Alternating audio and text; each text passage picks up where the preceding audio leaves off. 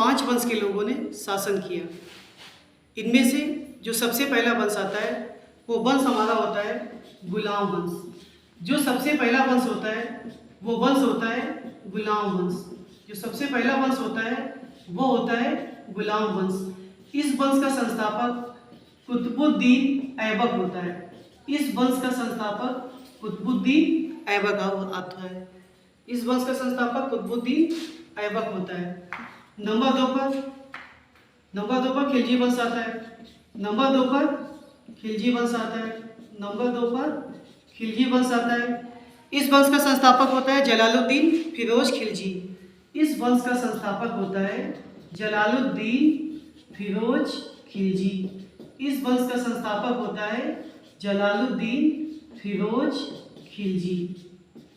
Number 3 पे जो वंश आता है उस वंश का नाम होता है तुगलक वंश। नंबर 3 पे जो वंश आता है उस वंश का नाम होता है तुगलक वंश। नंबर 3 पे जो वंश आता है उस वंश का नाम होता है तुगलक वंश। इस वंश का संस्थापक गयासुद्दीन तुगलक होता है। इस वंश का संस्थापक गयासुद्दीन तुगलक होता है। इस वंश का संस्थापक गयासुद्दीन तुगलक होता है। नंबर 4 पे जो वंश आता है वो वंश होता है सैयद वंश। नंबर 4 पे जो वंश होता है वो वंश होता है सैयद वंश। और सैयद वंश का जो संस्थापक होता है वो खिज्र खान होता है। सैयद वंश का संस्थापक खिज्र खान होता है। नंबर 5 पर लोधी वंश आता है। नंबर 5 पर लोधी वंश आता है और इस वंश का संस्थापक बहलोल लोधी होता है। इस वंश का संस्थापक बहलोल लोधी होता है। इस वंश का संस्थापक बहलोल लोधी होता है। तो इस प्रकार दिल्ली सल्तनत पर 5 वंश के लोगों ने शासन किया जो क्रम से निम्न है। नंबर 1 पर गुलाम वंश, संस्थापक कुतुबुद्दीन ऐबक। नंबर 2 पर खिलजी वंश, संस्थापक जलालुद्दीन फिरोज खिलजी। नंबर 3 पर तुगलक वंश, संस्थापक गयासुद्दीन तुगलक। नंबर 4 पर सैयद वंश, संस्थापक खिज्र खान। और नंबर 5 पर लोधी वंश, इसका संस्थापक बहलोल लोधी होता है।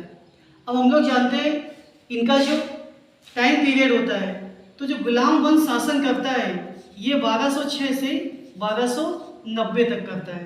गुलाम वंश 1206 से 1290 तक, खिलजी वंश 1290 से 1320 तक, तुगलक वंश 1320 से 1414 तक, सैयद वंश 1414 से 1451 तक, वह जो लोधी वंश होता है ये 1451 से 1526 तक शासन करता है।